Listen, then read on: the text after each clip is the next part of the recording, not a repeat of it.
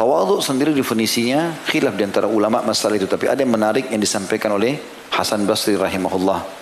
Satu waktu pernah duduk ulama-ulama kota Basrah di salah satu tempat di kota Basrah itu, dan mereka sering kali ketemu setiap pekannya, dan mereka mendiskusikan. Mungkin bagi orang awam itu biasa, tapi bagi para ulama itu punya kedudukan, dan dari situ banyak beranjak penjelasan hukum-hukum syar'i. Di antaranya mereka bahas definisi-definisi. Pada saat itu mereka bahas, apa sih definisi tawadhu itu? Silakan Syekh Fulan, Imam Fulan, masing-masing sebutin. Ulama-ulama semua ini. Hasan Basri diam saja. Dan memang dia dapat julukan gurunya para ulama. Setelah semua berikan pendapat-pendapatnya, maka Hasan Basri ditanya, bagaimana menurut anda? Dari tadi kami lihat anda tidak berbicara. Kata beliau, sesungguhnya kalian sudah banyak memberikan penjelasan.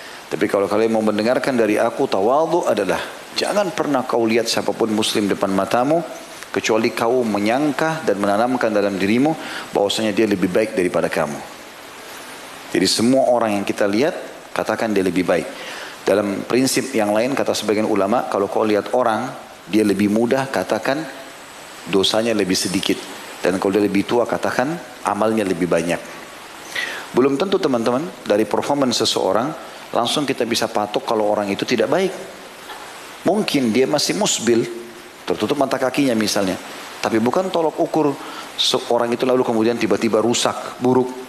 Karena dalam prinsip dasar syar'i kita, seseorang itu bisa divonis kalau telah tegak argumentasi padanya atau hujjah. Kalau dia sudah sampai padanya hujjah lalu kemudian dia langgar, itu urusan dia sama Tuhannya.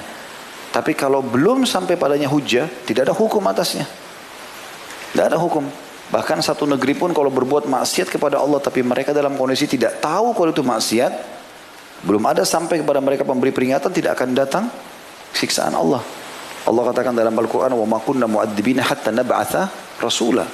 Kami tidak mungkin membinasakan atau menghukum satu negeri sampai kami mengutus kepadanya utusan kami. Ada penyampaian dulu, gitu kan, peringatan-peringatan. Maka nggak boleh kita vonis. Berapa banyak orang teman-teman mungkin masih musbil, mungkin dia kadang-kadang masih sholat di rumah, belum ke masjid, tapi bakti sama orang tuanya luar biasa. Ada orang begitu, sangat luar biasa dengan orang tuanya, sampai menggendong orang tuanya kemana-mana, sampai semua kebutuhan orang tuanya dipenuhi. Maka satu sisi dia punya hal yang positif. Jadi kita hanya menyoroti dan memberikan masukan dengan hikmah yang belum dia lakukan atau sesuatu yang masih dia langgar gitu ya. Jadi jangan memvonis orang. Berapa banyak muslimah di luar sana belum pakai hijab. Bukan kita mendukung mereka ya, mereka salah. Tapi jangan langsung divonis dengan tidak pakai hijab berarti orang ini ahli neraka atau buruk. Mungkin dia bakti sama orang tuanya, mungkin sedekahnya dia banyak, gitu kan? Kita nggak tahu. Saya mengetahui seseorang belum berhijab dulu, berinteraksi sama keluarga kami segala macam.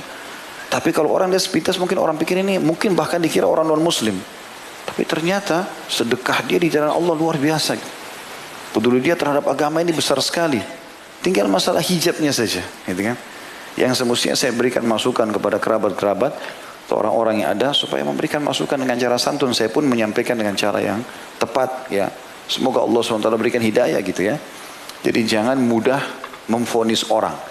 Karena kalau mau tawadhu, merendah karena Allah, seperti dalam hadis ini perintah Nabi SAW, maka secara otomatis kita harus bisa menilai kebaikan atau positif orang dan memulai dengan sangka baik kepada orang lain.